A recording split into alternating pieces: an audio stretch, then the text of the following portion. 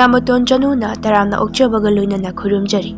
ꯉꯁꯤꯁꯨ ꯃꯍꯧꯁꯥꯒꯨꯝ ꯅꯨꯡꯉꯥꯏꯔꯕ ꯐꯨꯡꯒꯥꯋꯥꯔꯤ ꯑꯃ ꯄꯨꯗꯨꯅ ꯂꯥꯛꯆꯔꯤ.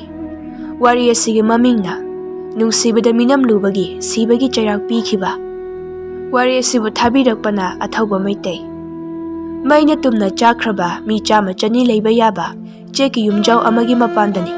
ꯇꯣꯝꯊꯤꯟꯅ ꯊꯥꯡꯁꯥꯡ ꯑꯃ ꯄꯥꯏꯔꯒ ꯊꯥꯡꯁꯥꯡ ꯃꯇꯣꯟꯗꯨ ꯂꯩꯕꯥꯛꯇꯨꯗ ꯑꯃꯨꯛ ꯌꯨꯡꯁꯤꯟ ꯑꯃꯨꯛ ꯁꯠꯇꯣꯛ ꯇꯧꯔꯒ ꯃꯇꯣꯝꯇ ꯐꯝꯅ ꯅꯣꯛꯂꯤꯕꯗꯨ. ꯇꯣꯝꯊꯤꯟꯒꯤ ꯊꯥꯡꯁꯥꯡ ꯑꯗꯨꯁꯨ ꯏꯅ ꯄꯨꯝꯇꯩ ꯇꯩꯔꯤ, ꯑꯗꯨꯒ ꯃꯈꯨꯠꯇꯨꯁꯨ ꯏꯅ ꯄꯨꯝꯇꯩ ꯇꯩꯔꯤ. ꯑꯗꯨꯒ ꯃꯇꯣꯝꯇ ꯅꯣꯛꯃꯤ ꯃꯈꯨꯠꯇ ꯑꯃꯨꯛꯁꯨ ꯌꯦꯡꯂꯤ.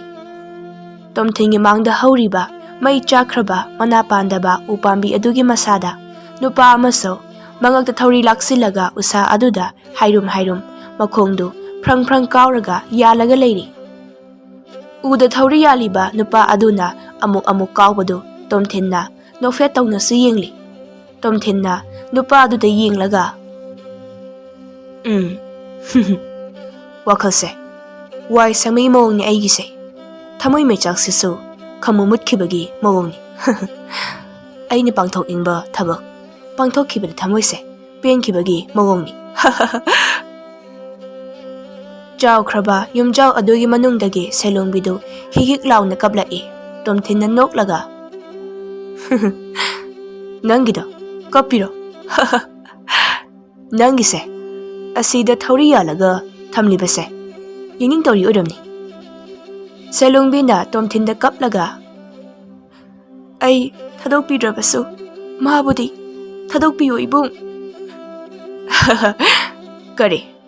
ꯅꯪ ꯊꯥꯗꯣꯛꯀꯅꯨ, ꯃꯥ ꯊꯥꯗꯣꯛꯎ ꯍꯥꯏꯕ? ꯑꯗꯨꯗꯤ ꯅꯣꯏ ꯑꯅꯤꯃꯛ ꯄꯨꯂꯞ ꯍꯤꯡꯕꯒꯤ ꯃꯑꯣꯡꯅꯤꯅꯦ. ꯃꯥꯁꯨ ꯊꯥꯗꯣꯛꯄ, ꯅꯪꯁꯨ ꯊꯥꯗꯣꯛꯄ. ꯏꯕꯨꯡ, ꯑꯩꯕꯨ ꯍꯥꯠꯄꯤꯌꯣ, ꯑꯗꯨꯕꯨ ꯃꯥꯕꯨꯗꯤ ꯑꯃꯨꯛꯇ ꯊꯥꯗꯣꯛꯄꯤꯌꯣ. ꯇꯨꯃꯤꯟ ꯂꯩꯌꯨ ꯍꯦ ꯏꯕꯨꯡ. ꯎꯁꯤꯗꯅ ꯃꯈꯣꯡꯁꯦ ꯀꯥꯎꯔꯒ ꯈꯞ ꯆꯤꯡ ꯂꯩꯔꯦ. ꯌꯦꯡꯕꯁꯨ ꯅꯨꯡꯉꯥꯏꯈꯠꯂꯤꯉꯩꯁꯤꯗ ꯊꯥꯗꯣꯛꯄꯤꯌꯨꯗꯤ ꯀꯔꯤꯅꯣ? ꯇꯣꯝꯊꯤꯟꯒꯤ ꯃꯃꯥꯡꯗ ꯍꯧꯔꯤꯕ ꯎꯁꯥ ꯑꯗꯨꯗ ꯇꯣꯝꯊꯤꯟꯅ ꯊꯧꯔꯤ ꯌꯥꯟꯁꯤꯜꯂꯒ ꯊꯝꯂꯤꯕ ꯏꯪꯕꯗꯨ ꯃꯥꯒꯤ ꯃꯈꯣꯡꯗꯨ ꯎꯄꯥꯝꯕꯤ ꯑꯗꯨꯗ ꯑꯃꯨꯛꯁꯨ ꯂꯥꯝꯂꯤ. ꯏꯪꯕꯒꯤ ꯃꯑꯣꯡ ꯑꯗꯨ ꯎꯔꯒ ꯁꯦꯂꯣꯡꯕꯤꯗꯤ ꯁꯤꯇ ꯀꯞꯂꯤ. ꯁꯦꯂꯣꯡꯕꯤꯅ ꯏꯕꯨꯡ, ꯃꯥ ꯁꯤꯔꯅꯤ ꯍꯥꯏꯕꯅꯤ. ꯃꯥ ꯁꯤꯔꯅꯤꯌꯦ. ꯃꯥ ꯍꯥꯠꯄꯤꯒꯅꯨꯋꯣ. ꯇꯣꯝꯊꯤꯟꯗꯨ ꯃꯥꯒꯤ ꯊꯥꯡꯁꯥꯡꯗꯨ ꯂꯩꯕꯥꯛꯇꯒꯤ ꯁꯠꯇꯣꯛꯂꯒ ꯁꯦꯂꯣꯡꯕꯤꯒꯤ ꯃꯅꯥꯛꯇ ꯅꯣꯛꯂꯒ ꯆꯪꯂꯛꯏ. ꯀꯔꯤ ꯇꯧꯔꯦ ꯍꯥꯏꯕꯅꯣ? ꯃꯤꯒꯤ ꯅꯨꯄꯤ ꯑꯣꯏꯈ꯭ꯔꯕꯤ ꯁꯦꯂꯣꯡꯕꯤ, ꯅꯪ ꯑꯩꯅ ꯑꯃꯨꯛ ꯋꯥꯔꯤꯗꯣ ꯃꯀꯣꯛꯇꯒꯤ ꯂꯤꯔꯛꯑꯣ ꯍꯥꯏꯕ꯭ꯔꯣ ꯍꯥ? ꯅꯪ ꯋꯥꯔꯤꯗꯨꯝ ꯇꯥꯔꯒ ꯂꯩꯔꯒꯦ ꯍꯥꯏꯕ꯭ꯔꯣ ꯍꯥ? ꯃꯖꯥꯏꯕꯦꯝꯃ, ꯏꯅꯥꯛ ꯈꯨꯟꯕꯤ. ꯋꯥꯔꯤ ꯀꯣꯟꯅ ꯇꯥꯎ, ꯊꯕꯛ ꯍꯥꯟꯅ ꯂꯣꯏꯁꯤꯟꯈꯤꯁꯤꯀꯣ. ꯇꯨ, ꯎꯗ ꯌꯥꯜꯂꯤꯕ ꯅꯨꯄꯥꯁꯤꯅ ꯃꯈꯣꯡꯁꯦ ꯀꯥꯎꯕ ꯂꯣꯏꯔꯦ ꯍꯥꯏꯕꯒ ꯋꯥꯔꯤꯗꯣ ꯑꯩ ꯇꯞꯅ ꯑꯃꯨꯛ ꯂꯤꯒꯦꯀꯣ. ꯏꯕꯨꯡ, ꯑꯩ ꯏꯕꯨꯡꯒꯤ ꯋꯥꯔꯤ ꯇꯥꯔꯦ. ꯑꯩꯈꯣꯏꯅ ꯂꯥꯟꯕꯅꯤ. ꯃꯥꯕꯨ ꯊꯥꯗꯣꯛꯄꯤꯌꯣ. ꯑꯁ. ꯑꯗꯨꯅꯤ, ꯑꯩꯅꯁꯨ ꯅꯪꯒꯤ ꯅꯨꯄꯥꯁꯦ ꯍꯥꯠꯇꯣꯛꯂꯕ ꯃꯇꯨꯡ ꯅꯪꯉꯣꯟꯗ ꯂꯥꯜꯂꯦ ꯍꯥꯏꯒꯗꯣꯏꯅꯤ. ꯇꯣꯝꯊꯤꯟ ꯃꯥꯒꯤ ꯃꯈꯨꯠꯇ ꯄꯥꯏꯔꯤꯕ ꯊꯥꯡꯁꯥꯡ ꯑꯗꯨ ꯍꯥꯏꯔꯒ ꯃꯈꯣꯡ ꯌꯦꯠꯇꯨ ꯅꯣꯛꯃꯤ ꯂꯩꯕꯥꯛꯇ ꯊꯤꯜꯂꯤ. ꯑꯗꯨꯒ ꯃꯈꯣꯡꯗꯨ ꯌꯦꯠꯇ ꯃꯨꯛ ꯆꯣꯡ ꯑꯣꯏꯗ ꯃꯨꯛ ꯆꯣꯡ ꯏꯁꯩ ꯉꯪꯅ ꯅꯣꯛꯂꯒ ꯃꯥꯅ ꯑꯩꯒꯤ ꯅꯨꯄꯤ ꯍꯥꯠꯄ, ꯑꯩꯅ ꯑꯃꯨꯛ ꯅꯪꯒꯤ ꯅꯨꯄꯥ ꯍꯥꯠꯄ. ꯍꯩ, ꯃꯥꯅ ꯑꯩꯒꯤ ꯅꯨꯄꯤ ꯊꯃꯟꯁꯅꯥ ꯍꯥꯠꯄ, ꯑꯗꯨꯒ ꯑꯩꯅ ꯑꯃꯨꯛ ꯏꯪꯕꯒꯤ ꯅꯨꯄꯤꯒꯤ ꯃꯃꯥꯡꯗ ꯏꯪꯕ ꯍꯥꯠꯄ. ꯇꯣꯝꯊꯤꯟꯒꯤ ꯃꯑꯣꯡꯗꯨ ꯎꯕꯗ ꯁꯦꯂꯣꯡꯕꯤꯗꯨ ꯀꯤꯕꯅ ꯂꯣꯏꯔꯝꯃꯤ. ꯇꯁꯦꯡꯅ ꯇꯣꯝꯊꯤꯟꯁꯦ ꯉꯥꯎꯔꯕ ꯖꯥꯠꯂꯥ? ꯀꯔꯤꯅꯣ ꯑꯩꯈꯣꯏꯅ ꯃꯉꯣꯟꯗ ꯇꯧꯕꯤꯔꯤꯕꯁꯤꯕꯨ? ꯁꯦꯂꯣꯡꯕꯤ ꯋꯥ ꯑꯃꯠꯇ ꯉꯥꯡꯈꯤꯗ꯭ꯔꯦ, ꯇꯨꯃꯤꯟꯅ ꯂꯩꯈ꯭ꯔꯦ. ꯇꯣꯝꯊꯤꯟꯗꯨ ꯃꯥꯒꯤ ꯊꯥꯡꯁꯥꯡꯗꯨ ꯁꯦꯂꯣꯡꯕꯤ ꯍꯥꯞꯂꯒ ꯊꯝꯂꯤꯕ ꯁꯔꯪ ꯑꯗꯨꯗ ꯀꯥꯡ ꯑꯃꯨꯛ ꯌꯩꯔꯒ ꯀꯞꯀꯅꯨ ꯃꯖꯥꯏꯕꯦꯝꯃ, ꯏꯅꯥꯛ ꯈꯨꯟꯕꯤ. ꯁꯛ ꯐꯖꯕꯤ. ꯌꯥꯏꯃꯔꯞ ꯌꯥꯝꯕ ꯅꯪꯒꯤ ꯅꯨꯄꯥꯒꯤ ꯁꯥꯒꯩꯁꯦ ꯏꯇꯣꯝꯇꯅ ꯇꯨꯝꯅ ꯍꯥꯠꯇꯣꯛꯂꯦꯗꯣ. ꯑꯩꯒꯤ ꯅꯨꯡꯁꯤꯔꯕꯤ ꯊꯃꯟꯁꯅꯥ ꯀꯧꯕꯤꯗꯣ ꯏꯪꯕꯅ ꯍꯥꯠꯄꯒꯤ ꯃꯥꯒꯤ ꯁꯥꯒꯩ ꯇꯨꯝꯂꯦꯗꯣ. ꯀꯥꯡ ꯈꯜꯂꯨꯈ ꯀꯥꯆꯤꯟ ꯀꯣꯌꯥ ꯂꯣꯠꯄꯒ Yauribro? Achumana kanano? Aramana kanano hana khangbikho ibung? Ingbadi lalamloye. Lanba tarabasu aina oigadoine. Aina sinma ngakta oigadoine. Lalamloy haiba. Landi so haidaba. Lale so haidaba. Lalamoy khak haiba. Adu oirabadi wari se taro. Ai achumbado liraklagi. Wari tokse. Lan bagini. Aina ingbabu hatkadoribase. Salogbido Tomthinda kina yenglaga sarang manung aduda kapli. Tomthindu magi thangsangdu pairaga kabui jagoi kanna chongli. Oi oi oi oi dongka dongka dongka dongka dongka dongka hai hai yetta bu chong oi da mu chong. Fattaba nupigi langda apangba ingba sagai tumledo. Tomthin yamna lairaba imung amada pokpa nupa macha amani adobo mana chahi ama pharakpada magi mama mapa adu sakhangdaba singna hatpikre. Kari maramgi hatkibano haibadi ngasisu wahang ama oine leihori. Matam adudagi Tomthin lamja sara oiki. Lamja sara oijarabasu Tomthin yamna tamthiba nupa amani. Mikup amada yeknaba lising hatpangamba nupani.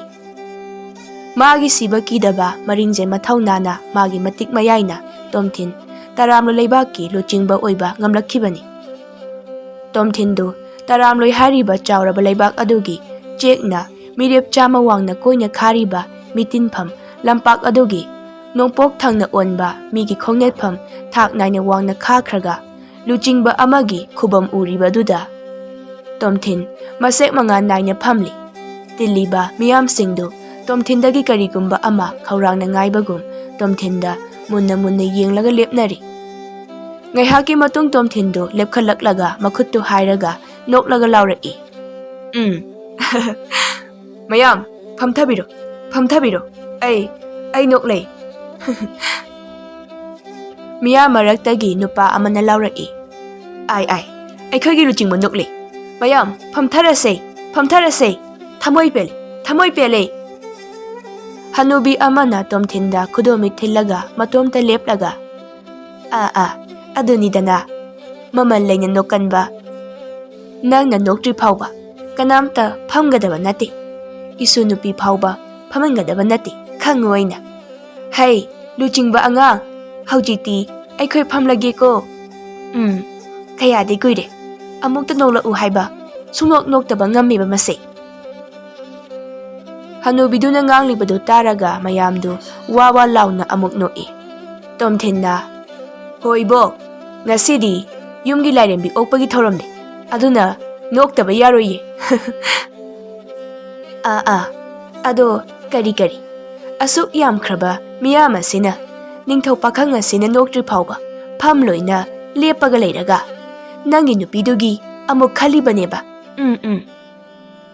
hoibo ai ningthau na chadiye budu luchingbado ningthau ni ne hei ningthau haibadi mako oibadu ni ne he angau basidi makok ta luhup upaga ningthau hekta oiba yaba nati kadai pakhangi leisabido kayam thainadi yorakani ha mayam se machin bal se haing ili chak lamagi chakhau sing se pumthaba yauna ramali machin bal sing se namthiba yauna ramali sor sing se manam namnare ne Tomthinna laurai ho arangphamgi khuramangon jaw tinbiriba miyam singsigi laphoi komla yirum aphutpa yenba hobiro arangphamna laurai hai naha nangbu ibema selongbidi yoroktrine ngaihak ngai kisidana khura mi ama ngaibada mili siyankai humphuse sibana halani chaktuna puna jaminaraso ho phare mathong chadaba luchingmani mabukna pharidi mukteba masinani miyamna leibak nga halibase lanmisa launa noibo laphoi sangom chana thaknaba singse thangdou laune hey arangpham nahasa lanmi singsida chana thaknaba singse lansinba hauba yarene arangpham naha amana phani khura lanmisa sese mathang pinakhro Lanmi amana Fani fani tada Lanmi sa Aswadagi yen bek thawbiro Ningthina Thaksi kasi Phajaba wahai gi loinana Chanabado yeluko Maitai haibasidi Thaksi kasi yamna naiba Chakcha yuthak yamna phajabani ko Wahai ama soibada Nungaitaba wa ma yaukibada Aidi yazarani hekta hairakadoribani Lanmi singdu miyam marakta changdana Lapoi sangom yerum sem komla kabok ne chingba haitha potha singdu leptana yeli Mayam marakta nupa amana Lanmi amada makhut lamlaga Aigi kan khrini ibungo Lanmi Karino tada ba haujikta asaida lehobadani Chanabasu khudani yaraga lahurabadani Hey adudi ai natene Oh phare tada Tadai khudaido yabiro Chanabase hapthajarak lagi Ho adunidana se khudai sida hapiraklo Lanmi du khudai duda soktoklaga yengi aduga nupa aduda Karino tadai khudai sidi ngasai khudai aduga onthokna manakreda Hera tadai chanabase anirak lawgi haira Karino da ibungo asu yamkhraba miyam singsigi maraksida manaba kharadi adum yawbu tabani Tanja aduda nupa adugi machanupidu mapagi makhong marumdagi tapna tholai aduga mapada Baji yerum okte Lanmi aduna Karino tada angang sinadi yerum okte haribasidi tadagi se chanabanirok lawgi haribra Angang sisu ngasai tadana pamhobaduni maya sida yerum amusu pai Hai ibungo asu yamba miyamarak sida Manabangang kharadi yawba tabani Chanabado kokpiro Nupa aduna magi khudaidu lauthoklaga Ihe sisu amuk segairamledo Karino tada khudai segaiba sisu ngasaigiduga chap manai Hai Lanmi miyamarak sida khudai segaiba manaba kharadi adum yawba tabani Chanabado kokhapo Nakandagi hanuba amana Nangi natudi Puruktaba natro ha khomai Saklon hongdana kabok yabido Chaluk ani kanbido Mayumda ensang honbi Chakta anirak chabido Heraipu Sidi chadrabas yai Horen ibungo tomthinda hekta wakatke Miya mamangda ikaiba pibagi Lanmidu manaba talla male Chanabadu piramlaga atay pamliba sing aduda amuk yeli Mikup kharagi matung Tomthingi laisa oiribi selungbidu lakli yorakadore haiba pau ama Lanmi amana tomthina tammi Taramlo leibaki tomthingi sagon Lanmi singdu magi pairiba paphal singdu thangatlaga haiba haunarakle yengbada ningthiba haibadu oiri Selungbiga magi khong Lanmi sagon Lanmi singa lapna lakpadu tomthina sulamna uri Tomthinsu langdren pena thingadaba lengadaba kumhairoi singda nofet tawna haifet yengi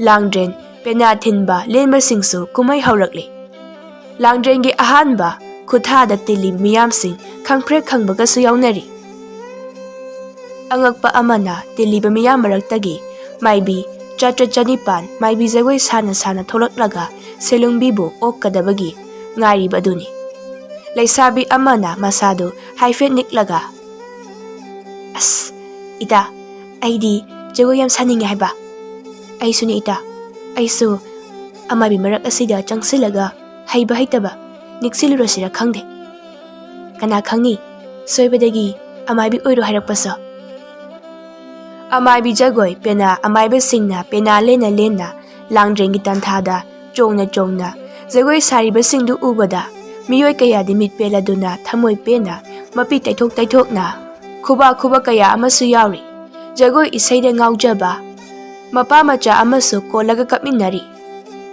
Purit khudai langkhatnaduna jagoi saba kaya amasu yauri jagoi sariba singi marakta laphoi komla khunbasu yawnari Selungbi yausilaklaba mali tiliba miyam sing masana khangna Selungbi ki changpham lambi sangna phatle Tomthingi khubam yawnaba lambi semi Angang macha ama Selungbida yengaga mamada Ima kanano ase Mamana Asiro to ꯑꯥꯗ ꯇꯥꯆꯧ ꯇꯝꯃꯤꯁꯦ ꯑꯁꯤꯒꯤ ꯅꯨꯄꯤ ꯑꯣꯏꯒꯗꯣꯏꯅꯤ꯫ ꯏꯃꯥ, ꯑꯩꯈꯣꯏ ꯇꯥꯆꯧꯗꯤ ꯁꯤꯈ꯭ꯔꯗꯨꯗꯤ꯫ ꯇꯣꯝꯊꯤꯟꯁꯨ ꯅꯪꯒꯤ ꯇꯥꯆꯧꯅꯤ, ꯅꯣꯏ ꯃꯌꯥꯝꯒꯤ ꯇꯥꯆꯧ꯫ ꯏꯃꯥ, ꯑꯩꯈꯣꯏ ꯇꯥꯆꯧ ꯑꯁꯦꯡꯕꯗꯣ ꯀꯅꯥꯅ ꯍꯥꯠꯂꯤꯅꯣ? ꯃꯃꯥꯗꯨ ꯇꯣꯝꯊꯤꯟꯗ ꯌꯦꯡꯂꯒ, ꯏꯪꯕ ꯀꯧꯕ ꯅꯤꯡꯊꯧ ꯃꯆꯥ ꯑꯃꯒꯤ ꯂꯩꯕꯥꯛ ꯀꯟꯕꯗ ꯁꯤꯈꯤꯕꯅꯤ꯫ ꯅꯪꯒꯤ ꯇꯥꯆꯧꯁꯨ ꯊꯧꯅꯥ ꯐꯕ ꯂꯥꯟꯃꯤꯅꯤ꯫ ꯑꯗꯣ ꯁꯦ, ꯅꯪꯒꯤ ꯂꯐꯣꯏꯁꯦ ꯆꯥꯊꯣꯛꯑꯁꯦ꯫ ꯍꯣꯏ ꯏꯃꯥ꯫ ꯁꯦꯂꯣꯡꯕꯤ ꯎꯕꯗ ꯄꯥꯈꯪ ꯃꯆꯥ ꯈꯔꯗꯤ ꯉꯥꯎꯗꯨꯅ ꯋꯥꯟꯊꯅꯕꯁꯨ ꯌꯥꯎꯔꯤ꯫ ꯁꯦꯂꯣꯡꯕꯤꯅ ꯂꯝꯕꯤꯗ ꯇꯣꯝꯊꯤꯟꯒꯤ ꯃꯅꯥꯛ ꯇꯝꯅ ꯂꯥꯛꯄꯗ ꯃꯤꯑꯣꯏ ꯀꯌꯥ ꯑꯃꯁꯨ ꯁꯦꯂꯣꯡꯕꯤꯗ ꯑꯃꯨꯛꯇ ꯁꯣꯛꯍꯧꯒꯦ ꯍꯥꯏꯕꯒꯤ ꯃꯇꯥꯒꯨꯝ ꯃꯈꯨꯠ ꯂꯥꯝꯅꯕꯀꯁꯨ ꯌꯥꯎꯅꯔꯤ꯫ ꯍꯧꯖꯤꯛ ꯁꯦꯂꯣꯡꯕꯤꯅ ꯐꯝꯂꯤꯕꯗꯨ ꯇꯣꯝꯊꯤꯟꯒꯤ ꯃꯅꯥꯛꯇꯅꯤ꯫ ꯁꯦꯂꯣꯡꯕꯤꯅ ꯇꯣꯝꯊꯤꯟꯗ, ꯃꯤ ꯌꯥꯝ ꯌꯥꯝꯃꯤꯀꯣ ꯏꯕꯨꯡ? ꯃꯥꯂꯦꯝꯒꯤ ꯈ꯭ꯋꯥꯏꯗꯒꯤ ꯆꯥꯎꯕ ꯂꯩꯕꯥꯛꯁꯤꯡꯒꯤ ꯃꯅꯨꯡꯗ ꯃꯤꯁꯤꯡ ꯌꯥꯝꯕ ꯂꯩꯕꯥꯛꯁꯦ ꯑꯩꯈꯣꯏꯒꯤ ꯂꯩꯕꯥꯛꯅ ꯑꯅꯤꯁꯨꯕꯅꯤ ꯃꯖꯥꯏꯕꯦꯝꯃ꯫ ꯑꯗꯨꯗꯤ ꯏꯕꯨꯡ, ꯃꯤ ꯈ꯭ꯋꯥꯏ ꯌꯥꯝꯕꯅ ꯀꯔꯝꯕ ꯂꯩꯕꯥꯛꯅꯣ? ꯍꯧꯖꯤꯛ ꯐꯥꯎꯕꯒꯤ ꯑꯣꯏꯅꯗꯤ ꯆꯤꯅꯨꯀꯧ ꯍꯥꯏꯔꯤꯕ ꯂꯩꯕꯥꯛ ꯑꯁꯤꯅ ꯃꯤꯁꯤꯡ ꯏꯌꯥꯝ ꯌꯥꯝꯂꯤ꯫ ꯑꯣ, ꯆꯤꯅꯨꯀꯧ ꯍꯥꯏꯔꯤꯕ ꯂꯩꯕꯥꯛ ꯑꯗꯨꯒꯤ ꯂꯥꯟꯃꯤꯁꯨ ꯃꯁꯤꯡ ꯌꯥꯝꯅ ꯌꯥꯝꯕꯅꯤ ꯃꯖꯥꯏꯕꯨꯡꯉꯣ꯫ ꯃꯖꯥꯏꯕꯨꯡꯉꯣꯗꯣ ꯀꯧꯔꯛꯀꯅꯨ, ꯏꯕꯨꯡ ꯑꯗꯨꯝ ꯀꯧꯔꯣ, ꯅꯠꯇ꯭ꯔꯒ ꯇꯣꯝꯊꯤꯟ ꯀꯧꯔꯛꯀꯦ ꯍꯥꯏꯕ꯭ꯔꯥ? ꯏꯁ, ꯃꯤꯡꯂꯦꯟꯗꯤ ꯀꯧꯕ ꯉꯝꯖꯔꯣꯏ, ꯏꯕꯨꯡ ꯑꯗꯨꯝ ꯀꯧꯖꯔꯒꯦ꯫ ꯑꯄꯥꯝꯕꯗꯣ ꯀꯧ ꯑꯗꯨꯝ꯫ ꯑꯗꯣ ꯃꯖꯥꯏꯕꯨꯡꯉꯣꯗꯤ ꯀꯧꯔꯛꯀꯅꯨ, ꯃꯔꯝꯗꯤ ꯑꯩ ꯅꯤꯡꯊꯧꯒꯤ ꯆꯔꯣꯟ ꯁꯨꯔꯣꯟ ꯅꯠꯇꯦ꯫ ꯀꯩꯅꯣ ꯍꯥꯏꯁꯤꯕꯣ? ꯅꯤꯡꯊꯧꯒꯤ ꯃꯆꯥ ꯃꯁꯨꯗ ꯈꯛ ꯀꯧꯅꯤ ꯍꯥꯏꯕ ꯂꯩꯕ꯭ꯔꯣ ꯍꯥꯏꯁꯤꯕꯣ? ꯂꯩꯔꯝꯕ ꯌꯥꯏ, ꯂꯩꯔꯝꯗꯕ ꯌꯥꯏ, ꯑꯗꯨꯕꯨ ꯑꯩꯗꯤ ꯃꯤꯆꯝꯅꯤ, ꯃꯤꯆꯝꯒꯨꯝꯅ ꯍꯤꯡꯕ ꯄꯥꯝꯃꯤ꯫ ꯅꯪꯒꯤ ꯃꯥꯡꯗ ꯎꯔꯤꯕ ꯂꯥꯟꯃꯤ ꯇꯦꯡꯒꯣꯜ, ꯁꯒꯣꯜ ꯂꯥꯟꯃꯤ ꯇꯦꯡꯒꯣꯜꯁꯤꯡ ꯑꯁꯦ ꯑꯩ ꯉꯥꯛꯅꯕ ꯁꯦꯝꯒꯠꯈꯤꯕ ꯅꯠꯇꯦ, ꯂꯩꯕꯥꯛ ꯉꯥꯛꯅꯕ ꯁꯦꯝꯒꯠꯈꯤꯕꯅꯤ꯫ ꯂꯥꯟꯃꯤꯁꯤꯡ ꯑꯁꯤꯅ ꯉꯥꯛꯄꯗ ꯅꯪꯁꯨ ꯌꯥꯎꯔꯤꯕꯅꯤ꯫ ꯁꯦꯂꯣꯡꯕꯤꯗꯨ ꯇꯣꯝꯊꯤꯟꯗ ꯌꯦꯡꯂꯒ, ꯍꯣ ꯏꯕꯨꯡꯅ ꯉꯥꯛꯄꯤ ꯁꯦꯟꯕꯤꯕꯒꯤꯅꯤ ꯅꯅꯥꯏ ꯅꯨꯕꯤꯅ ꯈꯣꯝꯂꯦꯟ ꯇꯨꯝꯈꯨꯟ ꯅꯤꯡꯊꯤꯅ ꯌꯥꯊꯥꯕ ꯉꯝꯂꯤꯕꯁꯦ꯫ ꯇꯤꯜꯂꯤꯕ ꯃꯤꯌꯥꯝꯁꯤꯡꯗ ꯁꯦꯂꯣꯡꯕꯤꯕꯨ ꯇꯣꯝꯊꯤꯟꯒꯤ ꯂꯣꯏꯅꯕꯤ ꯑꯣꯏꯒꯗꯧꯔꯦ ꯍꯥꯏꯕꯗꯨ ꯉꯁꯤꯗꯤ ꯇꯣꯝꯊꯤꯟ ꯃꯁꯥꯅꯁꯨ ꯈꯨꯗꯣꯝꯕꯤ ꯊꯤꯜꯂꯒ ꯇꯥꯛꯂꯕꯒꯨꯝ ꯃꯅꯥꯛꯇ ꯐꯝꯍꯜꯂꯤ꯫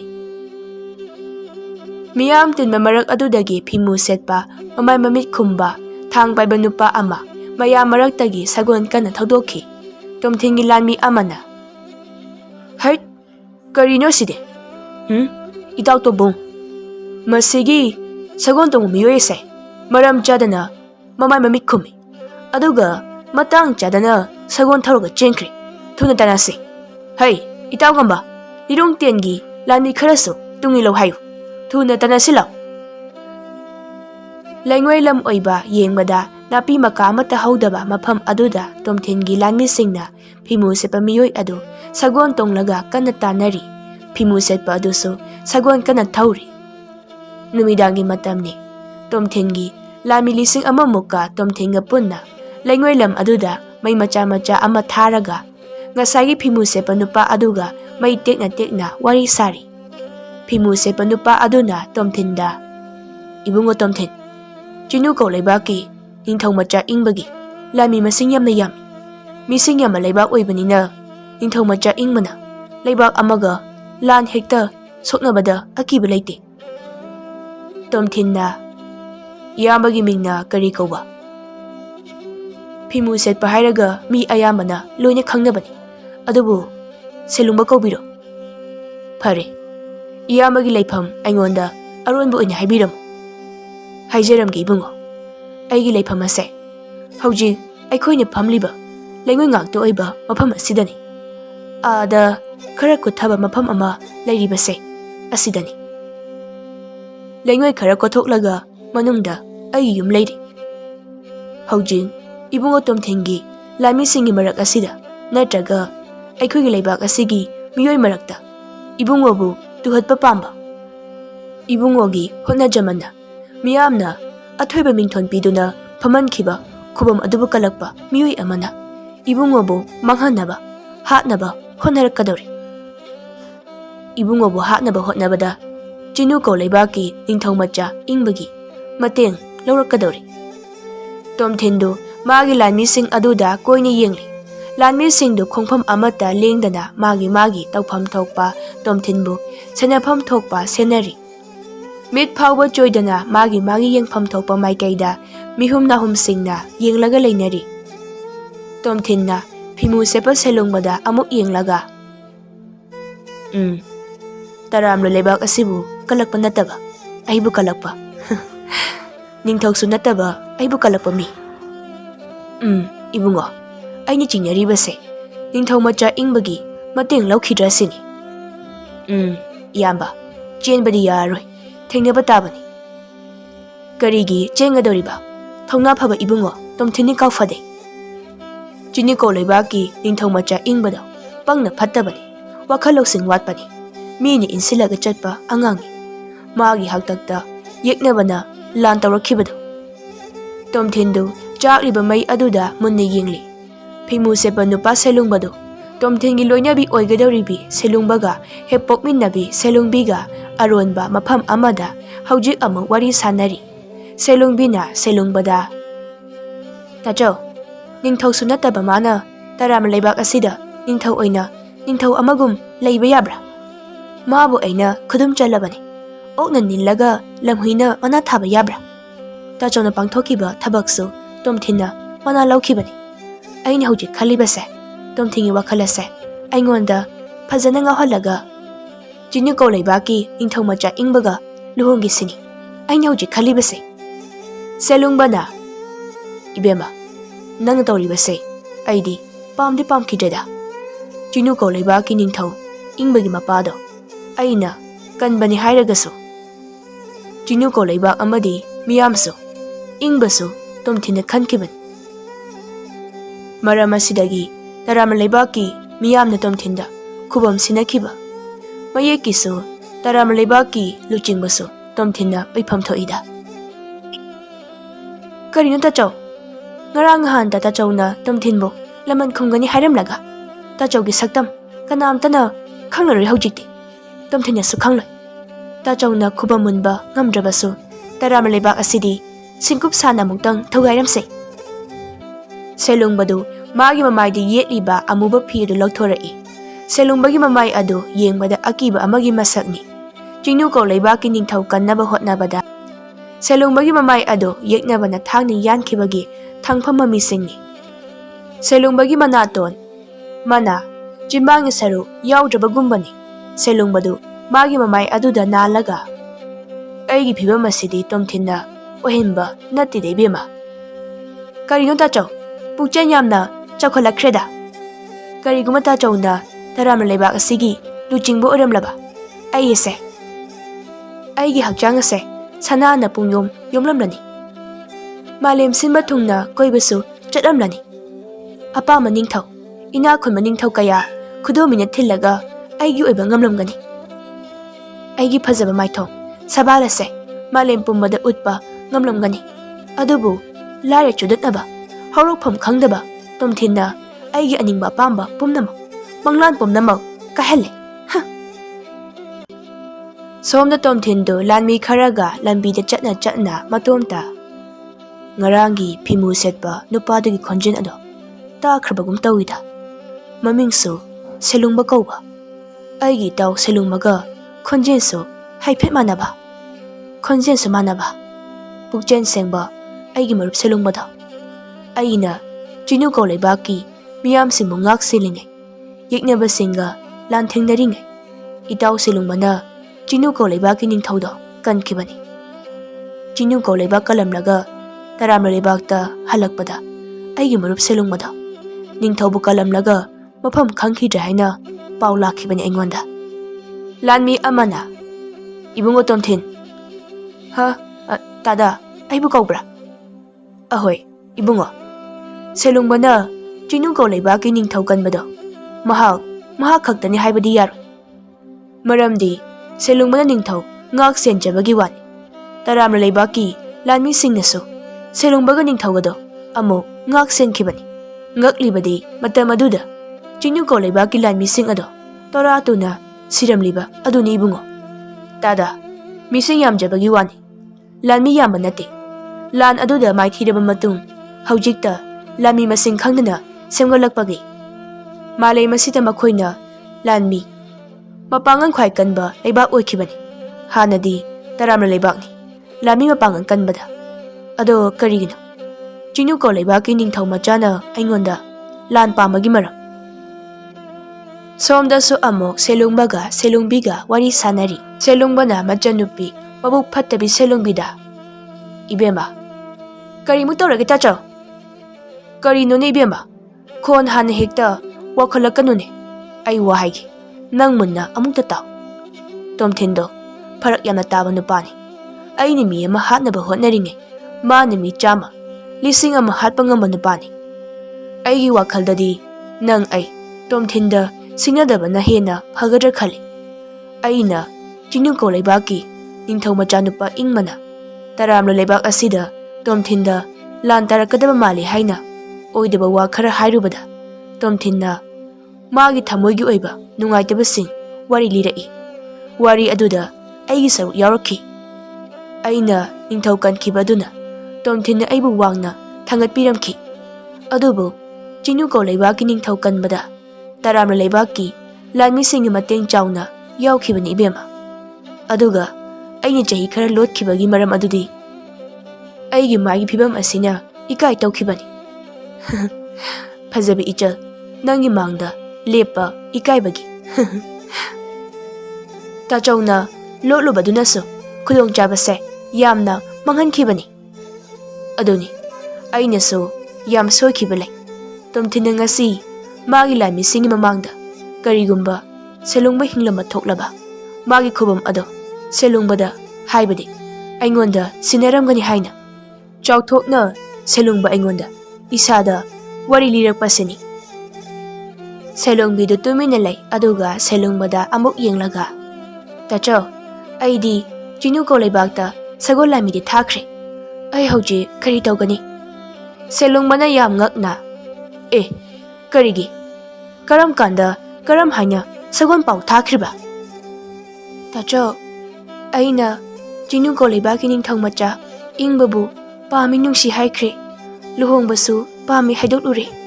Aduga taramna leibaki luchingba Tomthinna ningthau macha ingbagi mathakta aige ingbaga luhongba thengani. Chinungko leibak tumna mang tahangani haina oidaba paukso sagolanmida paujenkre. Selungbadu makok pairaga pau thakiba kayam kuire. Ngarang aina Tomthingi manaktagi hek halakpagani. Nongma ninigi matungni Chinungko leibaki ningthau macha ingbadu mapa ningthaugi manakta lepli. Mapa ningthausu chak chari. Ningthau lanmi lising ama mukso konung manungda acha thak tawduna magi thokpa leinari. Ingbagi mapa ningthaudu chak chana ingbada. Ibo aidi nangi paudo thajakhidreda.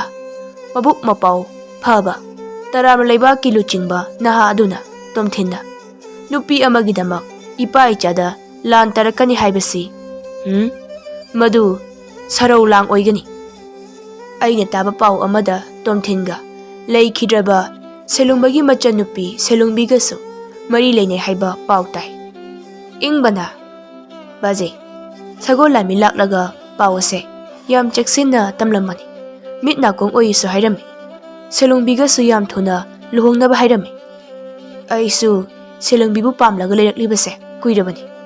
Magumi nupi ama phangba haibase sirabasu yare khaleidi baje. Ingbado mondrang amada selungbigi masak saban ado mamita ubagum matomta.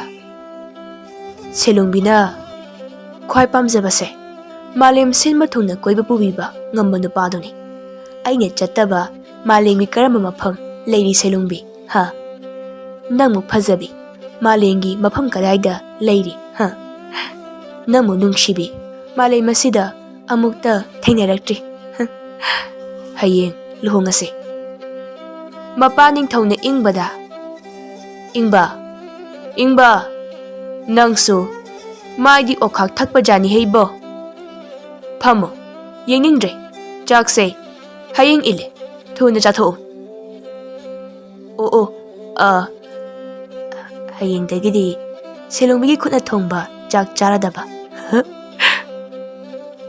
ꯁꯦꯂꯣꯡꯕꯤꯒꯤ ꯑꯣꯏꯗ ꯐꯠꯇꯕ ꯊꯧꯁꯤꯜꯅ ꯇꯔꯥꯝꯅ ꯂꯩꯕꯥꯛ ꯑꯗꯨ ꯇꯁꯦꯡꯅ ꯑꯋꯥꯕ ꯇꯥꯒꯗꯧꯔꯤ꯫ ꯁꯦꯂꯣꯡꯕꯤꯅ ꯏꯪꯕꯗ ꯐꯅ ꯀꯟꯅ ꯍꯥꯏꯖꯔꯕꯁꯨ ꯏꯪꯕꯅ ꯂꯨꯍꯣꯡꯕ ꯑꯗꯨ ꯀꯥꯏꯕ ꯌꯥꯔꯣꯏ, ꯅꯠꯇ꯭ꯔꯕꯗꯤ ꯇꯔꯥꯝꯅ ꯂꯩꯕꯥꯛꯇ ꯂꯥꯟ ꯇꯥꯒꯅꯤ ꯍꯥꯏꯅ ꯁꯦꯂꯣꯡꯕꯤꯗ ꯀꯤꯍꯜꯂꯝꯃꯤ꯫ ꯁꯦꯂꯣꯡꯕꯤꯒꯤ ꯑꯁꯣꯏꯕ ꯑꯔꯥꯟꯕ ꯇꯧꯈꯤꯕꯁꯤꯡ ꯁꯦꯂꯣꯡꯕꯤꯅ ꯇꯣꯝꯊꯤꯟꯗ ꯋꯥꯔꯤ ꯄꯨꯝꯕ ꯇꯝꯂꯝꯃꯤ꯫ ꯇꯣꯝꯊꯤꯟꯁꯨ ꯁꯦꯂꯣꯡꯕꯤꯒꯤ ꯄꯨꯛꯆꯦꯜ ꯄꯤꯛꯄ ꯃꯇꯧ ꯑꯗꯨꯅ ꯃꯔꯝ ꯑꯣꯏꯔꯒ ꯁꯦꯂꯣꯡꯕꯤꯕꯨ ꯊꯃꯣꯏ ꯁꯣꯛꯅ ꯋꯥꯔꯧꯈ꯭ꯔꯦ꯫ ꯇꯣꯝꯊꯤꯟꯅ ꯁꯦꯂꯣꯡꯕꯤꯗ, "ꯁꯦꯂꯣꯡꯕꯤ, ꯑꯩꯒꯤ ꯂꯥꯏꯕꯛꯇ ꯅꯪ ꯑꯃ ꯇꯝꯂꯝꯗꯕꯁꯦ ꯑꯩꯒꯤ ꯑꯃꯗꯤ ꯂꯩꯕꯥꯛ ꯑꯁꯤꯒꯤ ꯂꯥꯏꯕꯛ ꯌꯥꯝ ꯐꯕꯅꯤ꯫ ꯅꯪꯅ ꯅꯤꯡꯊꯧ ꯃꯆꯥꯗ ꯂꯨꯍꯣꯡꯅꯤ ꯍꯥꯏꯈꯤꯕꯗꯣ ꯉꯁꯤꯃꯛ ꯂꯨꯍꯣꯡꯈ꯭ꯔꯣ꯫ ꯇꯔꯥꯝꯅ ꯂꯩꯕꯥꯛ ꯑꯁꯤꯗ ꯅꯪꯒꯤ ꯈꯣꯡꯒꯨꯟ ꯑꯃꯨꯛ ꯍꯟꯅꯁꯨ ꯇꯥꯔꯛꯂꯅꯨ꯫ ꯅꯪ ꯑꯃ ꯂꯩꯔꯝꯕꯅ ꯑꯩꯒꯤ ꯌꯦꯛꯅꯕ ꯃꯁꯤꯡ ꯌꯥꯝꯍꯟꯒꯗꯧꯔꯦ ꯉꯁꯤꯗꯤ꯫ ꯅꯪꯅ ꯅꯤꯡꯊꯧ ꯃꯆꯥꯒ ꯂꯨꯍꯣꯡꯗ꯭ꯔꯤꯉꯩ ꯃꯃꯥꯡ ꯑꯩ ꯉꯁꯤꯃꯛ ꯍꯧꯖꯤꯛꯃꯛ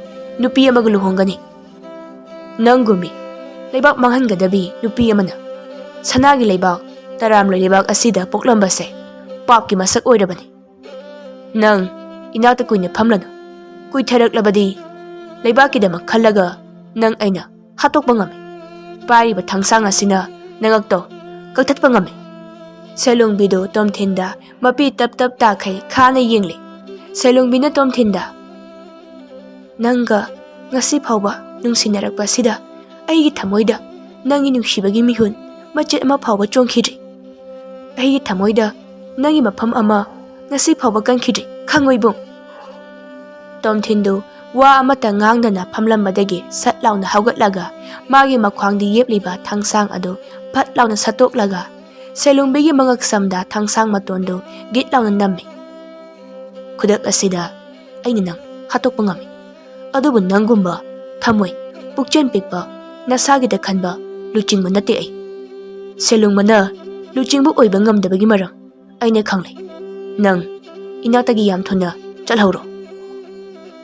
ꯁꯦꯂꯣꯡꯕꯤꯗꯨ ꯐꯨꯛ ꯂꯥꯎꯅ ꯍꯧꯒꯠꯂꯒ ꯇꯣꯝꯊꯤꯟꯗ ꯈꯥꯅ ꯌꯦꯡꯂꯝꯂꯒ ꯇꯨꯃꯤꯟꯅ ꯆꯠꯈ꯭ꯔꯦ꯫ ꯇꯣꯝꯊꯤꯟꯗꯨ ꯃꯥꯒꯤ ꯊꯥꯡꯗꯨ ꯂꯩꯃꯥꯏꯗ ꯇꯨꯞ ꯂꯥꯎꯅ ꯊꯥꯗꯔꯒ ꯃꯈꯨꯠꯇꯨꯅ ꯃꯥꯒꯤ ꯊꯃꯣꯏ ꯃꯄꯥꯗ ꯗꯨꯞ ꯗꯨꯞ ꯌꯩꯔꯒ ꯍꯤ ꯀꯞꯂꯛꯏ꯫ ꯁꯦꯂꯣꯡꯕꯤꯁꯨ ꯍꯟꯅ ꯐꯥꯎꯕ ꯌꯦꯡꯂꯝꯗꯅ ꯀꯟꯅ ꯆꯠꯈ꯭ꯔꯦ꯫ ꯇꯣꯝꯊꯤꯟꯁꯨ ꯁꯦꯂꯣꯡꯕꯤꯗ ꯌꯦꯡꯂꯒ ꯃꯤꯠꯇꯒꯤ ꯇꯥꯔꯛꯂꯤꯕ ꯄꯤꯔꯥꯡ ꯑꯗꯨ ꯇꯞꯅ ꯇꯩꯊꯣꯛꯂꯒ, "ꯊꯥꯖꯕ ꯅꯪꯅꯁꯨ ꯍꯦꯜꯂꯤꯗꯀꯣ, ꯊꯥꯖꯕ ꯃꯥꯡꯍꯟꯕ ꯂꯥꯞꯊꯣꯛꯈ꯭ꯔꯒ ꯍꯦꯜꯂꯛꯏꯀꯣ ꯊꯃꯣꯏꯒꯤ ꯃꯩꯆꯥꯛ ꯀꯜꯂꯛꯄ꯫ ꯅꯪꯃꯨꯛ ꯄꯨꯛꯆꯦꯜ ꯄꯤꯛꯄ ꯅꯨꯄꯤ ꯃꯥꯂꯦꯝ ꯑꯁꯤꯗ ꯂꯩꯔꯝꯗ꯭ꯔꯤ꯫ ꯃꯥꯡꯗ ꯑꯃꯨꯛ ꯍꯟꯅ ꯂꯦꯞꯄꯛꯀꯅꯨ ꯅꯪ, ꯅꯋꯥ ꯅꯄꯥꯎꯁꯨ ꯌꯧꯍꯜꯂꯛꯀꯅꯨꯀꯣ."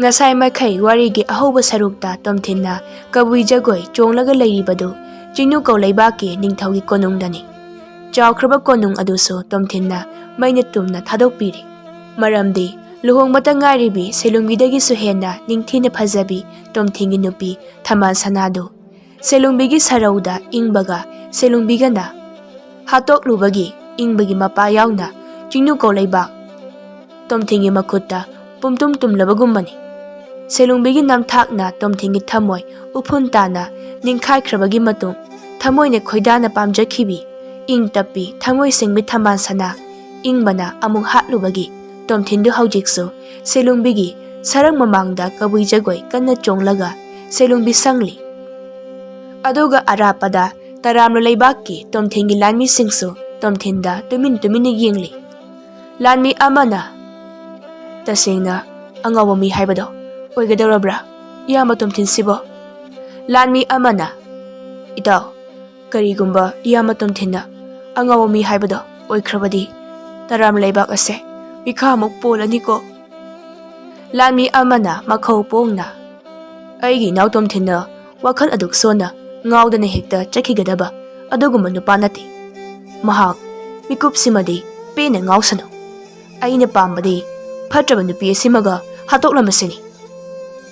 ꯂꯥꯟꯃꯤ ꯑꯃꯅ, "ꯑꯣ, ꯇꯝꯊꯤꯗꯀꯣ ꯏꯌꯥꯝꯕ ꯇꯣꯝꯊꯤꯟ, ꯃꯤꯀꯨꯞ ꯑꯃꯗ ꯆꯤꯡꯅꯨꯀꯧ ꯂꯩꯕꯥꯛ ꯑꯁꯦ ꯎꯠ ꯑꯣꯜꯍꯜꯂꯤꯗꯀꯣ꯫ ꯏꯪꯕꯒꯤ ꯃꯄꯥ ꯅꯤꯡꯊꯧꯁꯨ ꯃꯆꯥ ꯃꯃꯧ ꯑꯅꯤ ꯑꯁꯤꯒꯤ ꯍꯛꯀꯟ ꯆꯪꯖꯔꯝꯗ꯭ꯔꯕ ꯃꯥꯁꯨ ꯁꯤꯔꯝꯂꯣꯏꯗ꯫ ꯁꯦꯂꯣꯡꯕꯁꯨ ꯂꯥꯂꯣꯡ ꯁꯤꯟꯕ ꯌꯥꯎꯔꯝꯗ꯭ꯔꯕ ꯁꯤꯔꯝꯂꯣꯏꯀꯣ꯫ ꯃꯆꯥ ꯃꯃꯧ ꯑꯅꯤ ꯑꯁꯤꯅ ꯂꯥꯜꯂꯦ ꯈꯪꯂ ꯐꯥꯎꯕ ꯂꯥꯟꯃꯤ ꯃꯄꯥꯡꯒꯜ ꯀꯜꯂꯤ ꯍꯥꯏꯕꯒꯤ ꯃꯇꯥꯒꯨꯝ ngakchau thekdana taramna leibakpu singnaruba iyama Tomthingi makhutta loina turido taramna leibaki miyam amadi lanmi aikhoina iyama Tomthinbu ningthaugi mahut luchingbu oina khankhibagi maram ingba mapa machana amadi phatrabi selungbi ibemana hana khanglumlaba chinu ko leibakto ut olamloi somda amu selungbina Tomthinda ibung ingbabu mukta thadokpi uba madi kem khangdabani aina phatabagi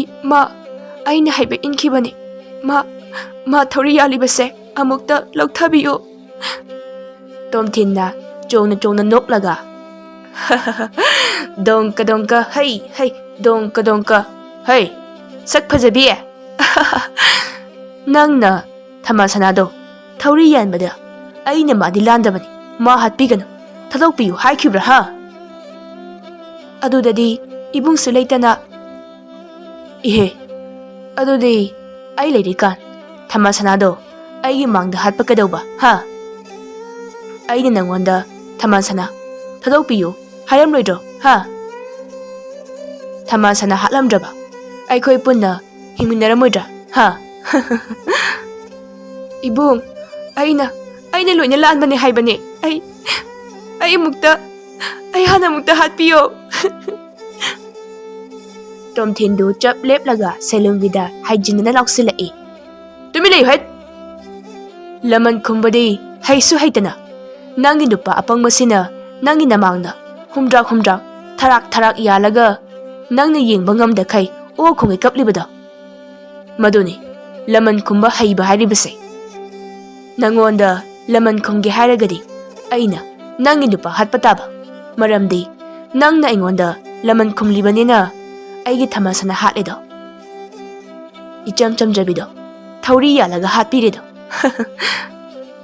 lanmi amana Tomthinda yenglaga oh magul leina mamal leina nokanba aikhogi Tomthin ngasidi angawa miyoi amagum wahai khudingi nokledo ita iyama Tomthingi manakta haifeta changnusira ita asigi oriba mawong asidi changkhiroise nakanda ingwagi lanmi ani ahum lenglakpagum tawbadu Tomthingi lanmi singduna ui lanmi amana ten maru ahum mari sese kapsengki ingbagi lanmi singdu tuminna leikhri tha kharagi matungdani matong yaudraba ingbagi asiba masa adu usa aduda thauri yalaga nungsiki mairamda phara hairaga leiri selungbigi thawa yaudraba saru polang onsilaklaba hakchang adusu sarang manungi yot aduda ngaraga phamli aduga somdana amuk Tomthinna wakhan choiba phanabagidama